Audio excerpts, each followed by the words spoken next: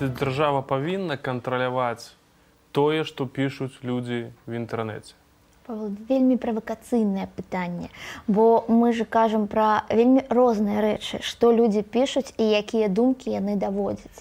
І часам пэўныя тэмы і пэўныя думкі я ўпэўнена, што гэта павінна неяк адсочвацца. Я не ведаю, ці дзяржава... Давайте адкінем нешта, такія прыватныя моманты, да, нейкія там... Я не кажу пра прыватнасць, я кажу, да прыкладу, пра... Грамадска-палітычная значная інфармацыя. Так, ёсць нейкія... Ну, тое, што нас дзяржава называе, скажем так, пагрозаю для дзяржавы, так, гэта, канешне, пагрозай не з'яўляецца. Але могуць быць і экстрэмісцкія рэчы. Мы павінны разумець, што ёсць пэўная розніца, і тут важна такія рэчы адсочваць. Я не ўпэўнена, што гэта тычыцца менавіта нашай дзяржавы, хоць апошнім часам я бачу, што, да прыкладу, нейкая расавая, нацыянальная нянавісць у нас з'яўляецца, і хвалі ідуць.